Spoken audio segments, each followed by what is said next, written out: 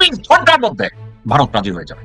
হাসিনা এবং কামাল এবং হাসিনা পরিবার এবং আওয়ামী লীগের দুষ্কৃতিকারী যারা গুম করেছে, খুন করেছে, বাংলাদেশের সম্পদ লুট করেছে, বাংলাদেশের সার্বভৌমত্বকে প্রশ্নিত করেছে, ভুলঞ্চিত করেছে, তারা সবাই Bharat become their city of century দেশ।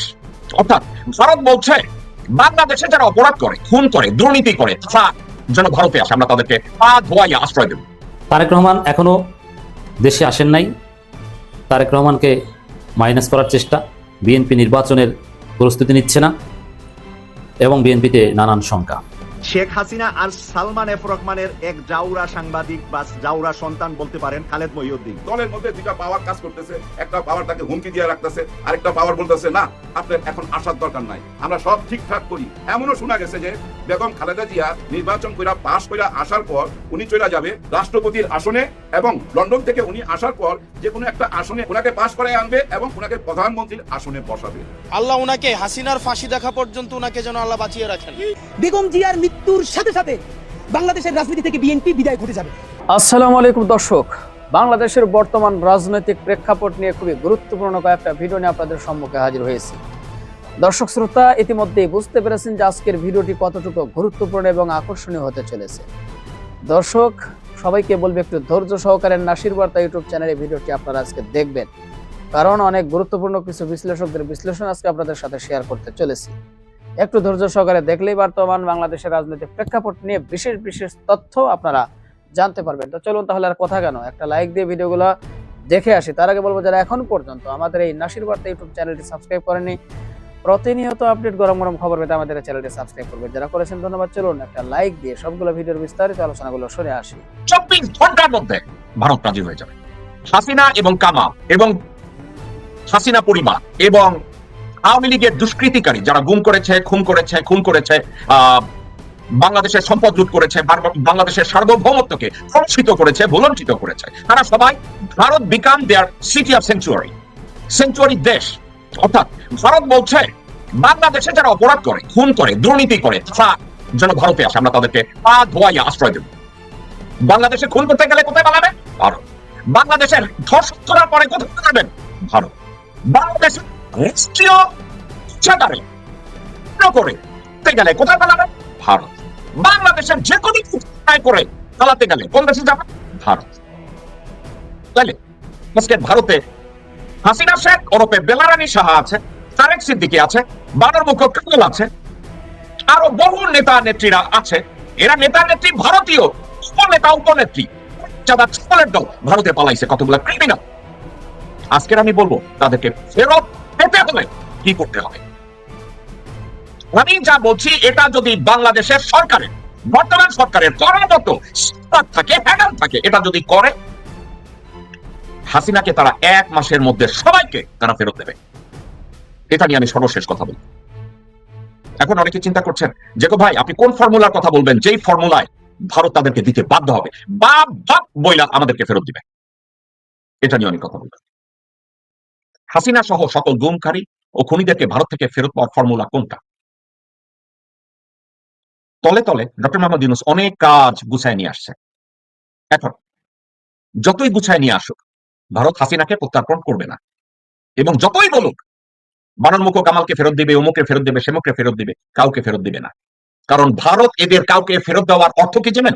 ভবিষ্যতে ভারতের তাবেদারি বা রয়ের হয়ে কেউ আর কোনো কাজ করবে না যদি কাউকে ফেরত দেয়। এটা বোঝা ডক্টর মোহাম্মদ ইউনূসের যে মুখপাত্র আছেন চৌধনা শফিক উন্নয়ন, সে কইছে কামালরে দিয়ে শুরু করবে। আর আপনারা লিখিত নেন আমার কাছ থেকে, যদি তারা তাদের একত্রে না করে, প্রদীপের যেমন ফাঁসি হবে না, হাসিনারও তেমন ফেরত দিবে না। এখন তাহলে ফেরত পাওয়ার ফর্মুলা কি? চায়নার সাথে তারা বেশ কিছু চুক্তি করেছে, অস্ত্র চুক্তি করেছে, বাণিজ্য চুক্তি করেছে, সশস্ত্র বাহিনীর সাথে বেশ কিছু চুক্তি করেছে। ডক্টর মোহাম্মদ ইউনূসকে আমি শুধু বলবো একটা চুক্তির কথা শুধু আপনি ডিক্লার করেন। বাংলাদেশের সীমান্ত থেকে আপনি বিজিবি প্রত্যাহার করে চায়নার সাথে আপনি সীমান্ত চুক্তি করবেন নিরাপত্তার জন্য। বাংলাদেশের জলে, স্থলে, অন্তরিক্ষে বাংলাদেশের সার্বভৌমত্ব রক্ষার জন্য আপনি চীনের সাথে একটা চুক্তি করেন। ফর এক্সাম্পল, সৌদি আরব পাকিস্তানের সাথে এই চুক্তি করেছে।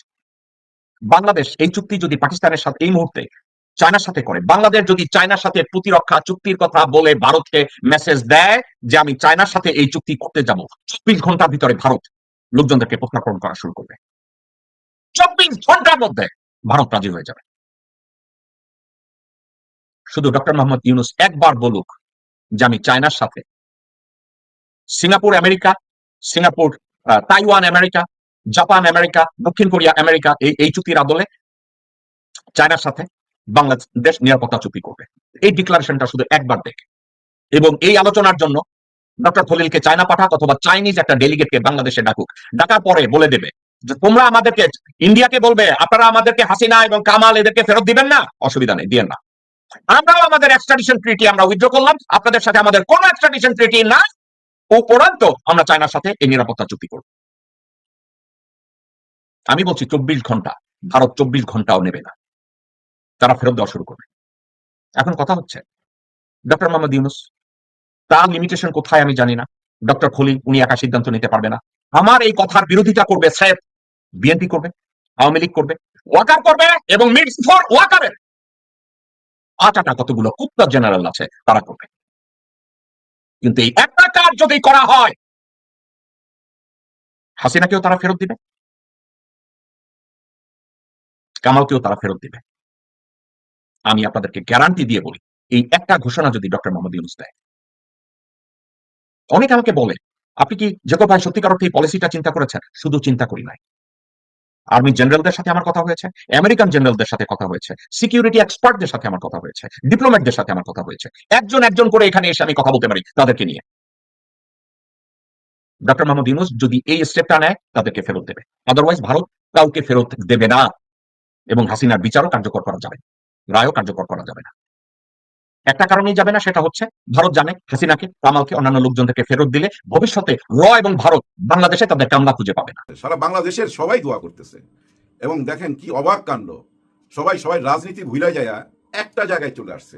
হাসপাতালের দিকে তাকান, কে কোন দলের কেউ বলতে পারবেন না, সবাই আসতেছে। সকালে দেখলাম হাসনাত আব্দুল্লাহ, নাসিরউদ্দিন পাটোয়ারি, আবার যারা তাসলিম যারা, ওনারাও যাচ্ছেন ভিতরে। ভিতরে যা দেখতে দিবে না, ওই দূর থেকে দেখতে পাবে, একটা গ্লাসের বাইরে থেকে দেখতে পাবে। এই ধরনের রোগীর কাছাকাছি ডাক্তার অ্যালাউ করবে না।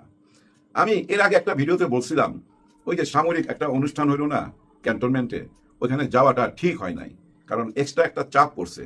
এই ধরনের রোগীকে না রাখতে হয় একদম দুশ্চিন্তা মুক্ত, সবসময় পজিটিভ চিন্তায় রাখতে হয়। কিন্তু কি করে আপনি পজিটিভ চিন্তায় রাখবেন? 3টা আসনে উনি দাঁড়াইছে, তাই না? চিন্তা তো চলেই আসে। 3বারের প্রধানমন্ত্রী, দেশ নিয়ে তো ভাবনা চলেই আসে। দলের দায়িত্বে কিন্তু বেগম খালেদা জিয়া, আর ভারপ্রাপ্ত চেয়ারম্যান তারেক রহমান। দেখেন কত বড় দায়িত্ব, এর মধ্যে আবার 3টা আসনে দাঁড়ানো। এইসব চিন্তা ওনার মাথায় দিয়ে দেওয়াতে হয়েছে কি জানেন? এটা নিতে পারে নাই। পজিটিভ চিন্তা সবসময় করা যায় না তো ভাই, নেগেটিভ চিন্তা চলে আসে না। হায় আমার এত বড় ইজ্জত, আমি যখনই যেখান থেকে দাঁড়াইছি কোনোদিনই আমি ফেল করি নাই। আমি যে এখন দাঁড়াইলাম 3টা জায়গা থেকে, একটা জায়গায় যদি ফেল করি আমার সম্মান হানি হবে, এরকম একটা দুশ্চিন্তা আসে না? এই চিন্তাগুলা, এই চিন্তার ভারগুলা ওনার মাথায় দেওয়া একদমই ঠিক হয় নাই। এই ধরনের রোগীকে রাখতে হয় ভাই একদম চিন্তা মুক্ত। আমি এই রাস্তা দিয়ে গেছি তো ভাই, আমি জানি বেগম খালেদা জিয়ার যে প্রবলেমগুলা, সেম প্রবলেমগুলো আমার ওয়াইফের হয়েছিল। হার্টের প্রবলেম, ফুসফুসের প্রবলেম, লিভারের প্রবলেম, প্রেশার।